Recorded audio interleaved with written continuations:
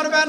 এ মুসলমান, দুনিয়ার জমিনের ভিতরে আল্লাহ রাব্বুল আলামিন কত সুন্দর নিয়ামত আপনাকে আমাকে দিলেন।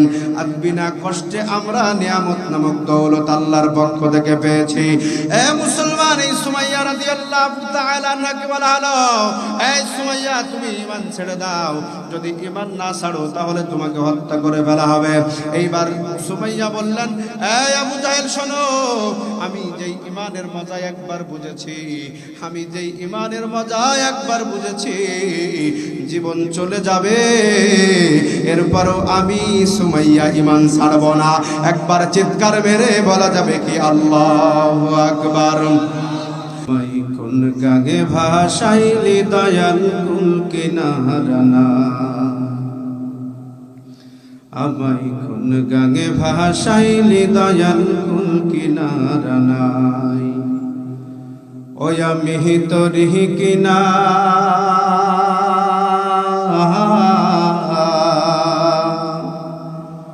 ও আমি তোরি কিনা ডুবি নৌকা সাবধানে চালায়, আমায় কোন গাগে ভাসাইলি দয়াল কুল কিনারানাই। ঝড় তুফানে গঙ্গে তরি বাইয়া যেতে ভয় না করি,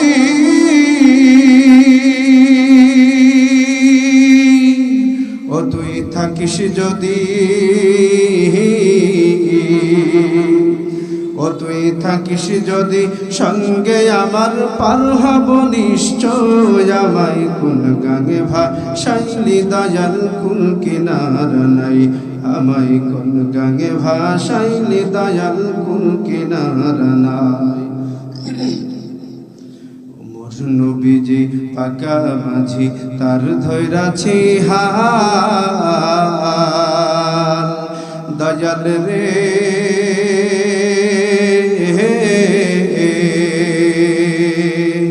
ও তার দিশাতে বৈঠারে ভাই তুইলা দিয়া পাল, দয়াল তুইলা দিয়া পাল। মোর নবীজি পাকা মাঝি তার ধৈরাছি হাল, দয়াল রে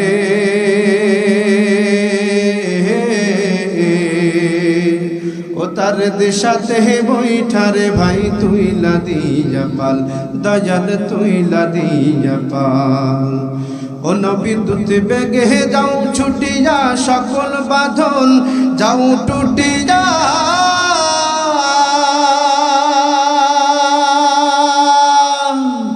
ও নবী দূত বেগে যাও ছুটিয়া, সকল বাঁধন যাও টুটিয়া,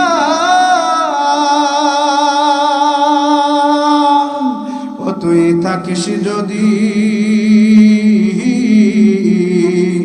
ও তুই থাকিস যদি সঙ্গে আমার শঙ্কা কিছুই নাই, আমায় কোন গাগে ভাসাইলি দয়াল কুল কিনারানাই, আমায় কোন গাগে ভাসাইলি দয়াল কুল কিনারানাই, আমায় কোন গাগে ভাসাইলি দয়াল কুল কিনারানাই।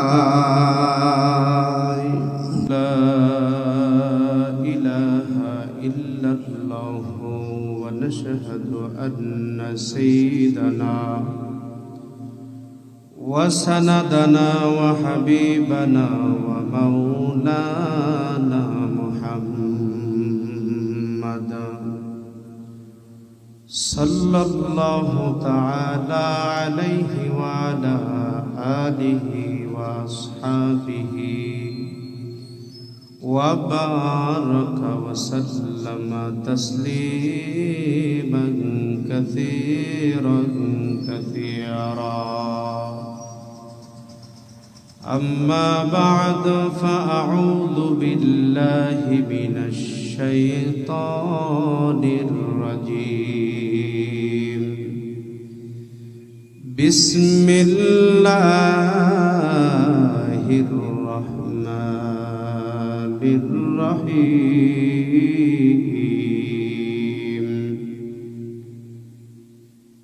إن الذين آمنوا وعملوا الصالحات كانت لهم جنات الفردوس نزلا. قال النبي صلى الله عليه وسلم: ألا كلكم راع وكلكم مسؤول عن رعيته، أو كما قال النبي عليه الصلاة والسلام. صدق الله المولانا العظيم وصدق على رسوله النبي الكريم، ونحن على ذلك من الشاهدين والشاكرين، والحمد لله رب العالمين. قال رب اشرح لي صدري ويسر لي أمري واحلل عقدة من لساني يفقه قولي. قالوا سبحانك لا علم لنا إلا ما علمتنا إنك أنت العليم الحكيم. সকলেই মহব্বতের সাথে দুরূদে ইব্রাহিম পড়ি। আল্লাহুম্মা সাল্লি আলা মুহাম্মাদ ওয়া আলা আলি মুহাম্মাদ কামা সাল্লাইতা আলা ইব্রাহিম ওয়া আলা আলি ইব্রাহিম إنك حميد مجيد. اللهم بارك على محمد وعلى آل محمد كما باركت على إبراهيم وعلى آل إبراهيم إنك حميد مجيد. توحيد की अमाना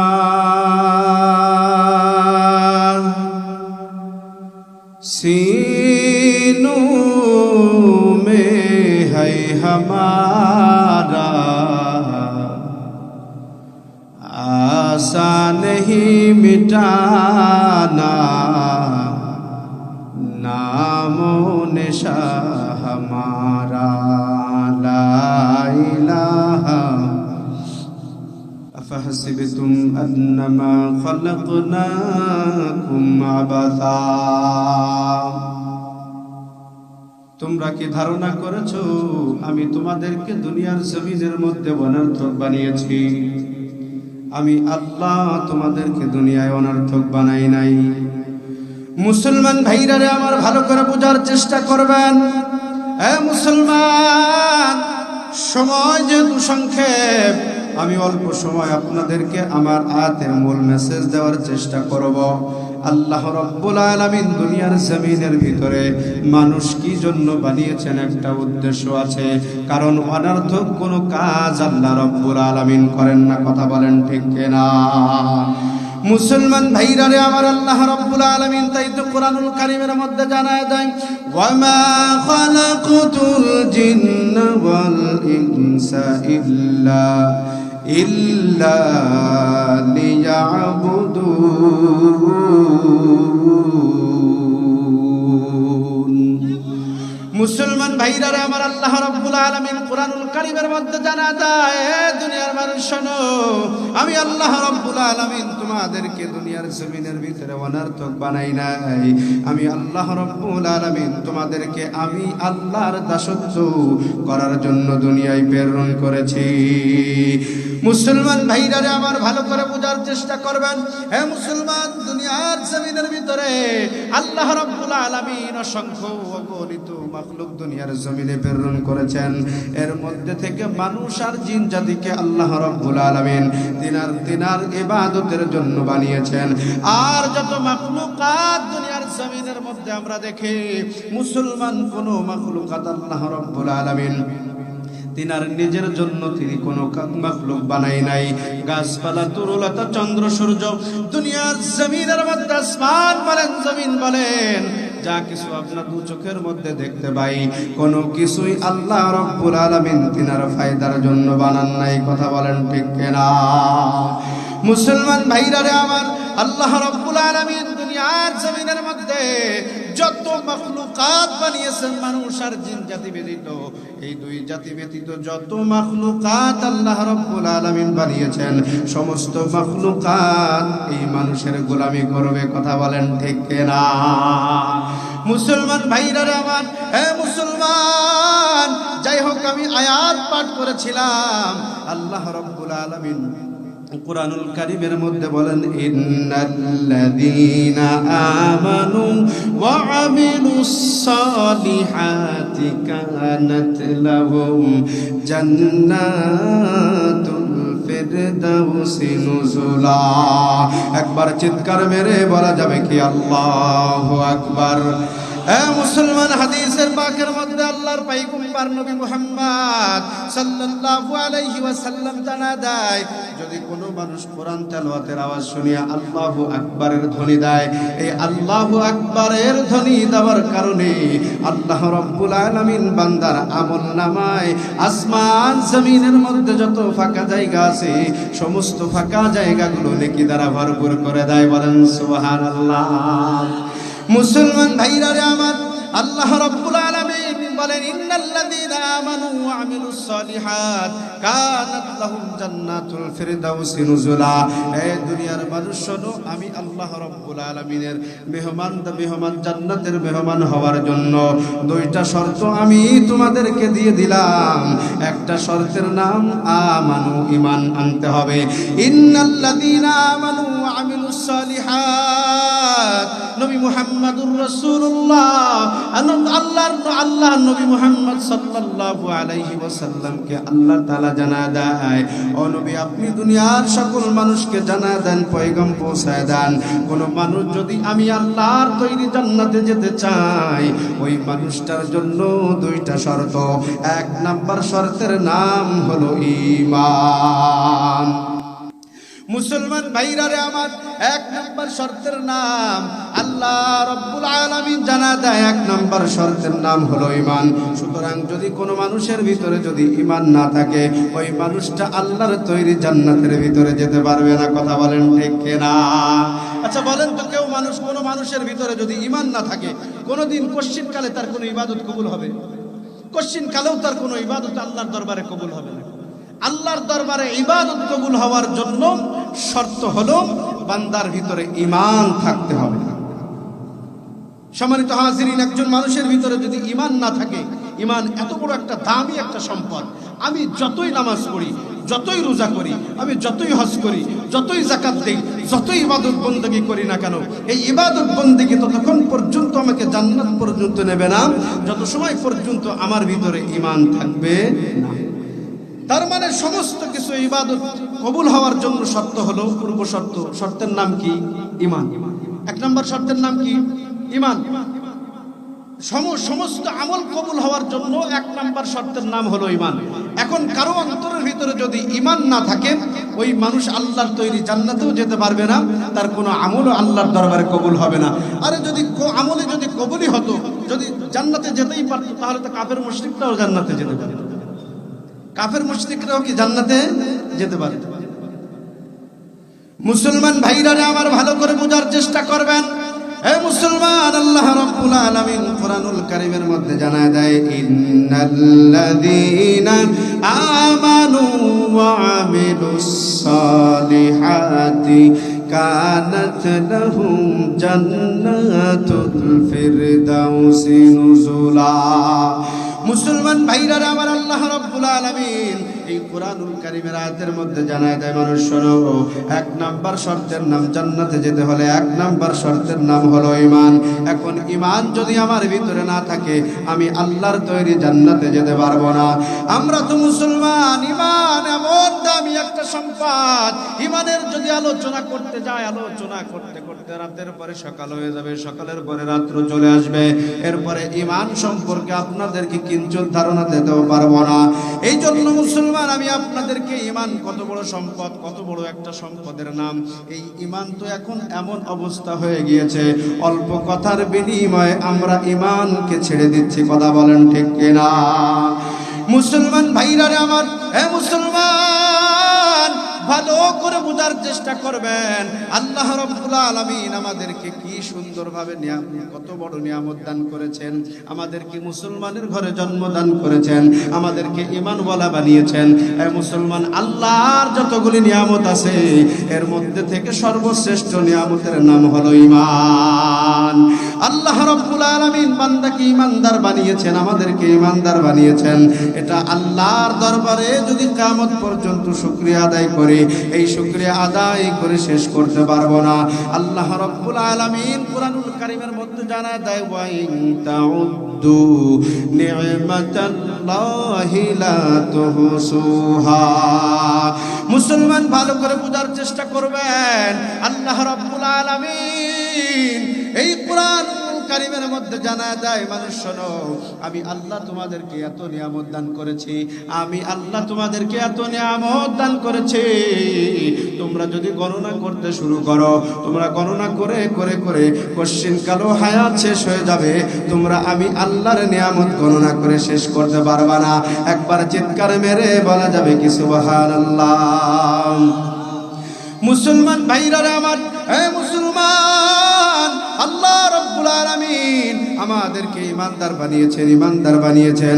ঈমান কত বড় সম্পদের নাম। হে মুসলমান, একজন মানুষের ভিতরে যদি যাররা পরিমাণ ঈমান নিহিত থাকে, আল্লাহর নবী মুহাম্মদুর রাসূলুল্লাহ সাল্লাল্লাহু আলাইহি ওয়াসাল্লাম হাদিসের মধ্যে জানায় দেয়, কোন মানুষের ভিতরে যদি জবের দানা পরিমাণ ঈমান নিহিত থাকে, আল্লাহ রাব্বুল আলামিন এই জবের দানা পরিমাণ ঈমানের এত দাম, এত দাম, এই ঈমানের কারণে আল্লাহ তাআলা এক সময় তাকে জান্নাত দান করে দিবেন।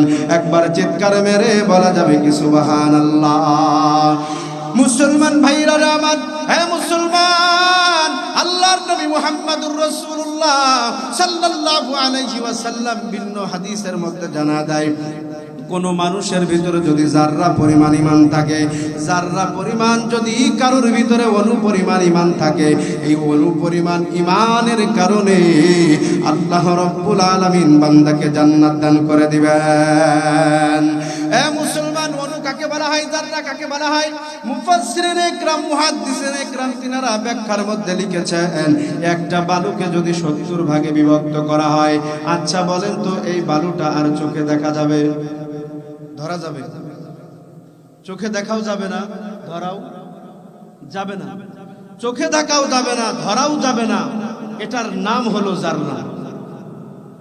মুফাসসিরিনে ইকরাম, মুহাদ্দিসিনে ইকরাম তিনারা লিখেছেন, এই জাররা পরিমাণ ঈমান কারো অন্তরের ভিতরে যদি নিহিত থাকে, আল্লাহ রাব্বুল আলামিন এই ঈমানের কারণে এক সময় না এক সময় থেকে জান্নাত দান করে দিবেন। এরপরে আল্লাহ রাব্বুল আলামিনের পয়গম্বর ভিন্ন ভিন্ন হাদিসের মধ্যে জানায় দিলেন যে, শোনো মানুষ, তোমরা জান্নাতে যাওয়ার জন্য এতটুকু ঈমান তোমাদের জন্যই যথেষ্ট, এতটুকু ঈমান তোমাদের জন্য যথেষ্ট।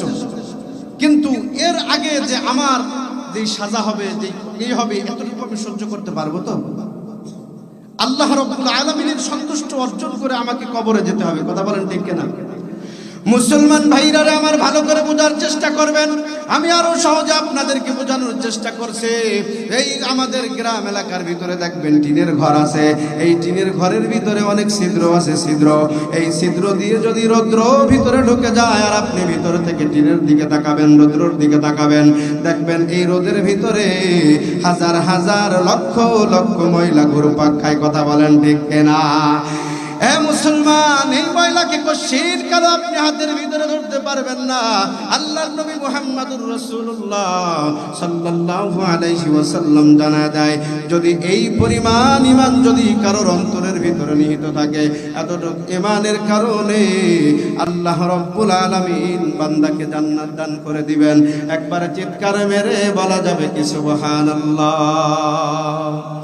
মুসলমান ভাইরা আমার ভালো করে বোঝার চেষ্টা করবেন, সাহাবা একরাম কি পরিমাণ তারা ঈমান এনেছে। আল্লাহর নবী মুহাম্মদুর রাসূলুল্লাহ সাল্লাল্লাহু আলাইহি ওয়াসাল্লাম দাওয়াত দিয়েছেন, আর তারা ঈমান গ্রহণ করেছেন। শত নির্যাতনের পরেও একজন মানুষ ঈমান থেকে পিছপা হয় নাই। কথা বলেন ঠিক কিনা? মুসলমান ভাইরা আমার, একজন মহিলা সাহাবী হযরত সুমাইয়া রাদিয়াল্লাহু তাআলা আনহা, এই একজন মহিলা সাহাবী কি পরিমাণ সে ঈমান ছিল তার অন্তরের ভিতরে। সুমাইয়া রাদিয়াল্লাহু তাআলা আনহা ইসলাম ধর্ম গ্রহণ করে ফেলেছে। তার সন্তান আম্মার রাদিয়াল্লাহু তাআলা আনহু ইসলাম ধর্ম গ্রহণ করেছে। এবার আবু জাহেল তাদেরকে বলে দেয়, শোনো, তোমরা ইসলাম ধর্ম ছেড়ে দিবা, ঈমান ছেড়ে দিবা। যদি ঈমান ছেড়ে না দাও, তোমাদেরকে আগুনে পুড়িয়ে তেলের ভিতরে ভাজা কিমা ভাজা করে ফেলা হবে, তোমাদেরকে হত্যা করে ফেলা হবে। মুসলমান ভাইরা আমার একটু লক্ষ্য করে বোঝার চেষ্টা করবেন। এ মুসলমান, দুনিয়ার জমিনের ভিতরে আল্লাহ রাব্বুল আলামিন কত সুন্দর নিয়ামত আপনাকে আমাকে দিলেন। আর বিনা কষ্টে আমরা নিয়ামত নামক দৌলত আল্লাহর পক্ষ থেকে পেয়েছি। এ মুসলমান, এই সুমাইয়া রাদিয়াল্লাহু তাআলা আনহাকে বলা হলো, এই সুমাইয়া, তুমি ঈমান ছেড়ে দাও। যদি ঈমান না ছাড়ো তাহলে তোমাকে হত্যা করে ফেলা হবে। এইবার সুমাইয়া বললেন, এই আবু জাহেল, শোনো, আমি যেই ঈমানের মজা একবার বুঝেছি, আমি যেই ঈমানের মজা একবার বুঝেছি, জীবন চলে যাবে, এরপরও আমি সুমাইয়া ঈমান ছাড়ব না। একবার চিৎকার মেরে বলা যাবে কি আল্লাহু আকবার। মুসলমান ভাইরা আমার ভালো করে বোঝার চেষ্টা করবেন। মুসলমান ভালো করে বোঝার চেষ্টা করবেন। হযরত সুমাইয়া রাদিয়াল্লাহু তাআলা আনহাকে অনেক প্রেসার ক্রিয়েট করা হলো, কোনোভাবেই সুমাইয়া ঈমান ছাড়ে না। এবার আবু জাহেল বলল, দুই পাশে দুইটা খুঁটি পোতো। এভাবে দুই পাশে দুইটা খুঁটি পোতা হলো। এক পাশে সুমাইয়াকে, আর এক পাশে হযরত তার সন্তান হযরত আম্মার রাদিয়াল্লাহু তাআলা আনহুকে বেঁধে ফেলা হলো। এইবার বেঁধে ফেলানোর পর আবু জাহেল বলল, সুমাইয়া, শোনো, তুমি যদি ঈমান ছেড়ে না দাও, এখনো বলছি, তুমি যদি ঈমান ছেড়ে না দাও, তাহলে তোমার সামনে তোমার সন্তানকে হত্যা করে ফেলবো, তোমার সামনে তোমার সন্তানকে জবাই করে ফেলবো, তোমার সামনে তোমার সন্তানকে নির্যাতন করব। এবার সুমাইয়া বললেন, এই আবু জাহেল, শোনো, মারতে মারতে তুমি যদি আমাদেরকে শহীদ করে ফেলো, এরপরও আমি ঈমান থেকে বিন্দু পরিমাণ পিছপা হব না, ঈমান থেকে বিন্দু পরিমাণ পিছপা হব না। মুসলমান ভাইরা আমার ভালো করে বোঝার চেষ্টা করবেন। আবু জাহেল এক পর্যায়ে সুমাইয়াকে অনেক নির্যাতন করা শুরু করে দিল। এক পর্যায়ে সন্তানের সামনে সুমাইয়ার কাপড়কে খুলে ফেলা হলো। বলেন নাউজুবিল্লাহ। সুমাইয়া রাদিয়াল্লাহু তাআলা আনহার কাপড়কে খুলে ফেলা হলো। এবার এই কাপড়কে যখন খুলে ফেলা হলো, এবার এই কাপড় খুলে ফেলানোর পরে বল্লভ আনা হলো, বর্ষা আনা হলো। এই বর্ষা দ্বারা সুমাইয়া রাদিয়াল্লাহু তাআলা আনহার পেটের ভিতরে, তল পেটে, লজ্জা স্থানের ভিতরে আঘাত করা হলো। বলেন না নাউজুবিল্লাহ। মুসলমান ভাইরা আমার ভালো করে বোঝার চেষ্টা করবেন।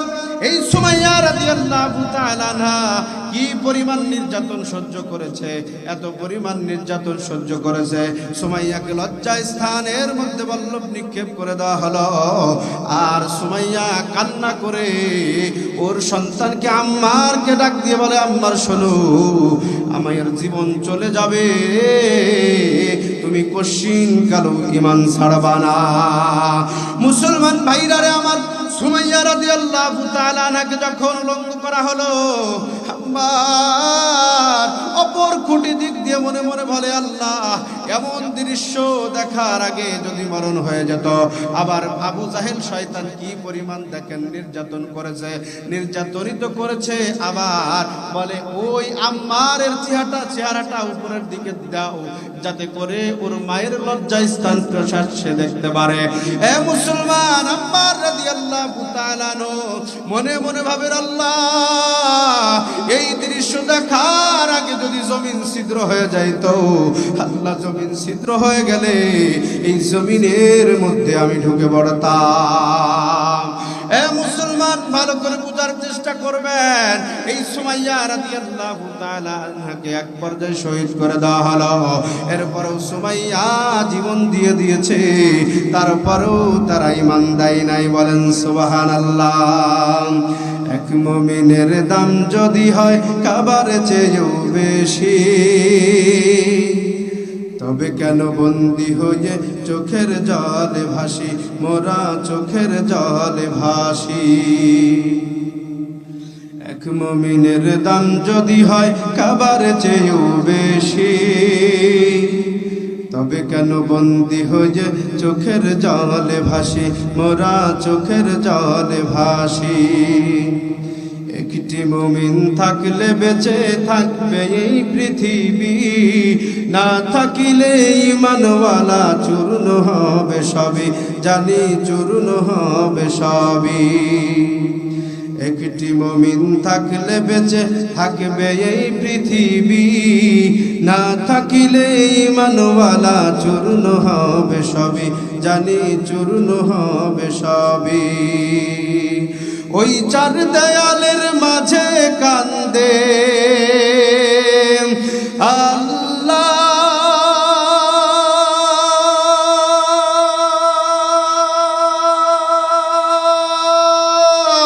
ও আল্লাহ। ওই চার দেয়ালের মাঝে কান্দে কত নির্দোষী, তবে কেন বন্দী হয়ে চোখের জলে ভাসি, মোরা চোখের জলে ভাসি। এক মুমিনের দাম যদি হয় কাবার চেয়েও বেশি, তবে কেন বন্দী হয়ে চোখের জলে ভাসি, মোরা চোখের জলে ভাসি। একটি মুমিন থাকলে বেঁচে থাকবে এই পৃথিবী, না থাকিলে ঈমানওয়ালা চূর্ণ হবে সবই, জানি চূর্ণ হবে সবই। একটি মুমিন থাকলে বেঁচে থাকবে এই পৃথিবী, না থাকিলে ঈমানওয়ালা চূর্ণ হবে সবই, জানি চূর্ণ হবে সবই। যাদের জন্য ফালাও ফসল তারা উগ্রবাস, ওই নাস্তিকেরা মহা সুখে করছে উপহাস। ও মোরা মরতে রাজি দিনের জন্য আল্লাহ,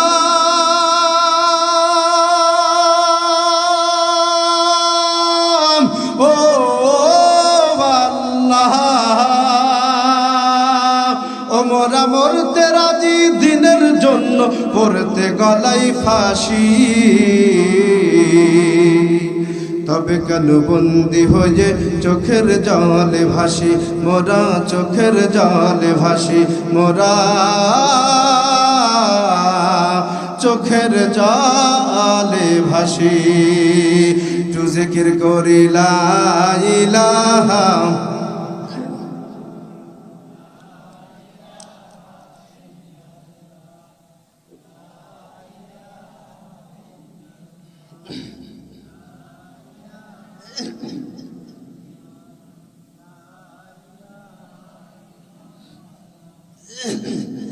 লা ইলাহা ইল্লাল্লাহ,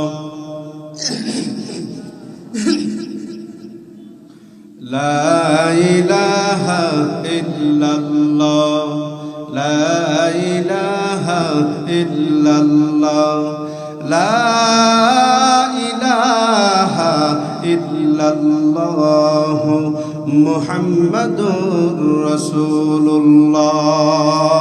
মুহতারাম হাজিরিন, একজন মুমিনের এত দাম, এত দাম, এত দাম, যত সময় পর্যন্ত একজন আল্লাহ আল্লাহ বলনেওয়ালা একজন ইমানদার দুনিয়ার জমিনের মধ্যে জীবিত থাকবে, তত সময় পর্যন্ত এই একজন ইমানদারের সম্মানার্থে আল্লাহ রাব্বুল আলামিন পৃথিবীকে ধ্বংস করবেন না। বলেন না সুবহানাল্লাহ। একজন ইমানদারের এত দাম।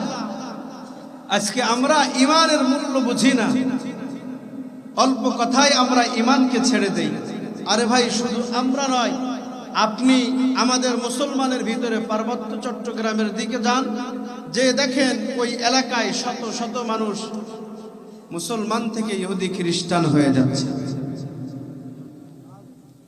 এজন্য মুহতারাম হাজিরিন, অল্প কিছু অর্থের লোভে আমরা আমাদের ঈমানকে ছাড়তে পারবো না। সমস্ত কিছুকে লাথি মারবো আমার ঈমানের কাছে। আমার ঈমানের সামনে পৃথিবীর কোনো কিছুর মায়া মহব্বতকে আমি মানতে রাজি নাই। কথা বলেন ঠিক কিনা? কোনো নাস্তিক বেঈমানের কোনো কথায় আমি আমার ঈমানকে ছাড়তে পারবো না। কথা বলেন ঠিক কিনা? এজন্য একজন মুসলমানকে কিভাবে তার ঈমানকে হরণ করা যায়, এজন্য বিভিন্ন জায়গায় নাস্তিক পাড়ায় নাস্তিক মুরতাদেরা এমন ভাবে তারা উঠে পড়ে লেগেছে, একজন মানুষের পিছনে এমন ভাবে উঠে পড়ে লেগেছে। এই মুসলমানদেরকে কিভাবে আলামিন কোরআনুল কারীমের মধ্যে জানায় দেয়, নাসারা হাত্তা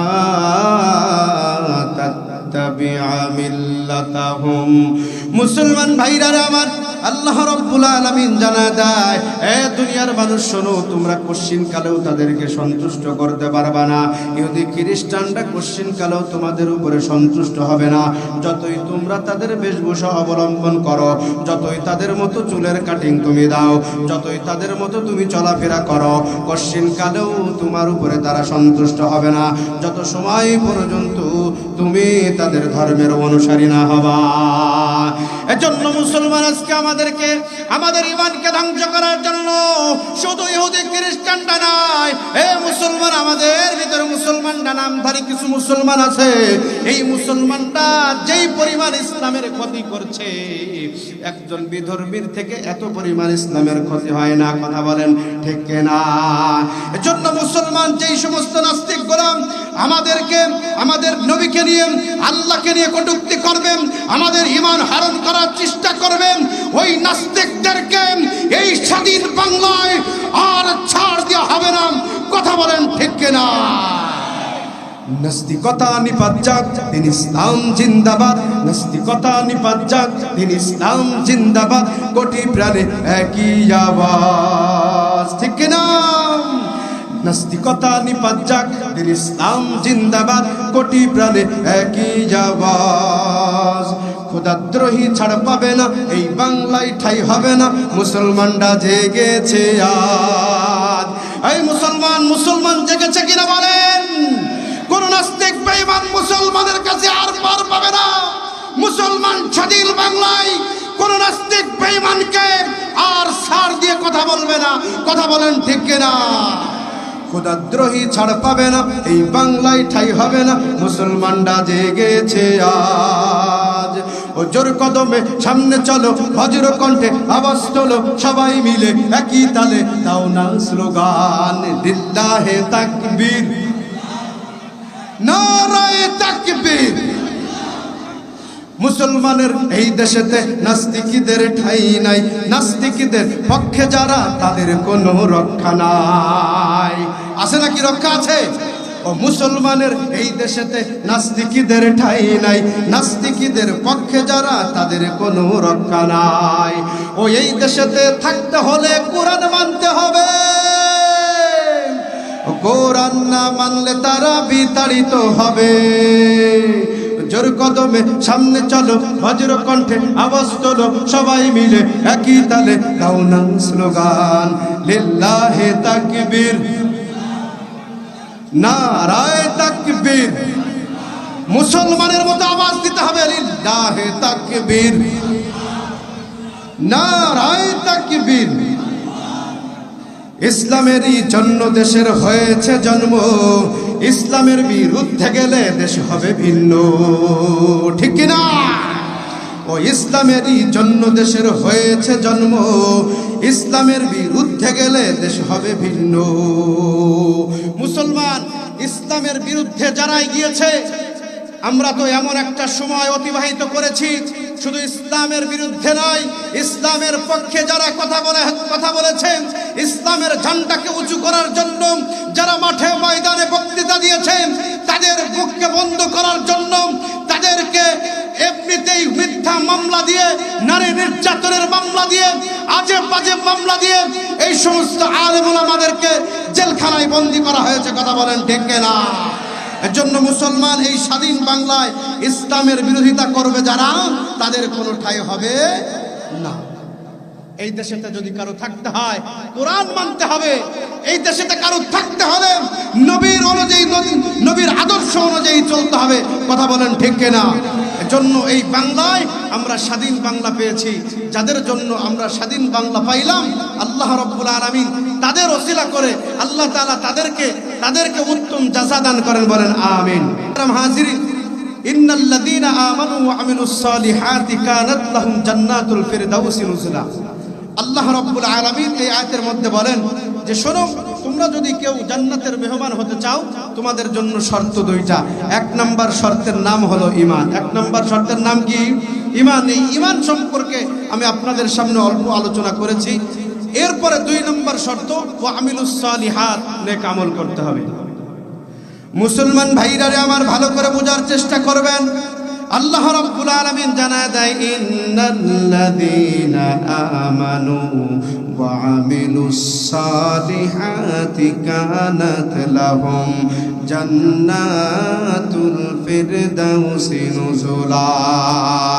আল্লাহ রাব্বুল আলামিন জানায় দেয়, এই দুনিয়ার মানুষ শোনো, আমি আল্লাহ রাব্বুল আলামিনের তৈরি জান্নাতে তোমাদের আসতে হলে দুইটা শর্ত। এক নাম্বার শর্তের নাম হলো ঈমান, দুই নাম্বার শর্তের নাম হলো নেক আমল। এই নেক আমল নিয়ে যদি কোনো বান্দা আমি আল্লাহর কবরে আসে, আমি আল্লাহ রাব্বুল আলামিন তাকে জান্নাত দান করে দেব। একবার চিৎকার মেরে বলা যাবে কি সুবহানাল্লাহ। তবে মুসলমান নেক আমল কি কেমন হবে, কিভাবে আমাদের নেক আমল করতে হবে? যত রকমের ভালো কাজ আছে সেটার নাম হলো নেক আমল।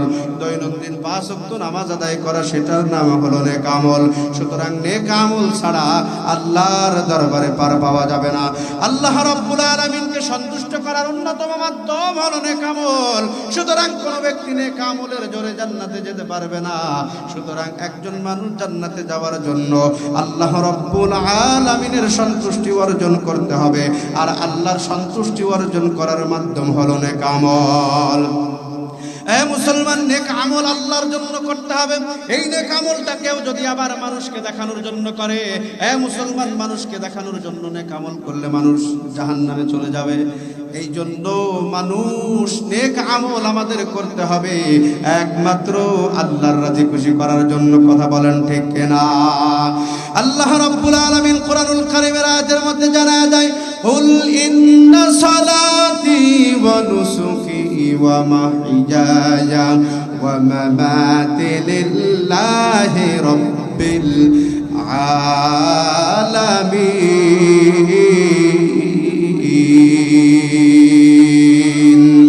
কালামে জিন্দা কুরআনে হাকিম তাকাসারাত আনহু আফহামুর রিজালি বাহা কুরআন কালামুল্লাহ বশানো কদিমাস্তি নইনো। মুসলমান ভাইরা আমার, আল্লাহ রাব্বুল আলামিন আয়াতের মধ্যে জানা যায়, এই মুসলমান, আমার দুনিয়ার জমিনের ভিতরে বেঁচে থাকার ভিতরে আমার যত নেক আমল আছে, আমার বেঁচে থাকা, আমার মরে যাওয়া, আমার রমজান মাসের রোজা রাখা, সব কিছু একজনের জন্য হতে হবে। তিনি কে? আল্লাহ রাব্বুল আলামিন ছাড়া অন্য কারোর জন্য যদি আমরা নেক আমল করি, ওই নেক নেক আমল আমাদের কোনো কাজে আসবে না। আর একটা মেসেজ আমি আপনাদেরকে দিয়ে যাই, এই মুসলমান, এই ইমানদারের জন্য নেক আমলের ভিতরে আরেকটা আছে রমজানের রোজা। আল্লাহ রাব্বুল আলামিন রমজানের রোজা মুসলমানের উপরে ফরজ করেছেন। ইমানদারদেরকে ডাক দিয়ে আল্লাহ রাব্বুল আলামিন বলেন, ইয়া আইয়ুহাল্লাযীনা আমানু কুতিবা আলাইকুমুস সিয়াম কামা কুতিবা আলাল্লাযীনা মিন ক্বাবলিকুম লাআল্লাকুম তাত্তাকুন। মুসলমান ভাইরা রে আমার, আল্লাহ রাব্বুল আলামিন আয়াতের মধ্যে জানায় দেন ইমানদারদের কত বললো। আল্লাহ ইমানদারদেরকে ডাক দিয়ে বলে, ইমানদারেরা, আমি রোজা কারোর জন্য ফরজ করি নাই, ইমানদার বিহীন কোন মানুষের জন্য আমি আল্লাহ রোজা ফরজ করি নাই, একমাত্র ইমানদারদের জন্যই আমি আল্লাহ রোজাকে ফরজ করেছি। সুতরাং রমজান মাস যেহেতু সামনে আছে, রমজান মাসের রোজা রাখতে রাজি আছি কারা কারা? আল্লাহ রাব্বুল আলামিন আমাদের সবাইকে কবুল করেন, বলেন আমিন। মুহতারাম হাজিরিন, যে কথাটুকু বললাম, অন্য কোনো সময় যদি বিস্তারিত আল্লাহ যদি কোনো জায়গা কবুল করেন, আপনাদের সাথে কোনো জায়গা দেখা হয়, আমি আমার বিস্তারিত আলোচনা করার চেষ্টা করব। যে কথাটুকু বললাম, মেহমানকে বসিয়ে রেখে বেয়াদবি ক্ষমা করবেন হুজুর। আল্লাহ রাব্বুল আলামিন আমাদের সকলকে উক্ত কথাগুলোর উপরে আমল করার তৌফিক দান করেন। সকলে বলেন আমিন।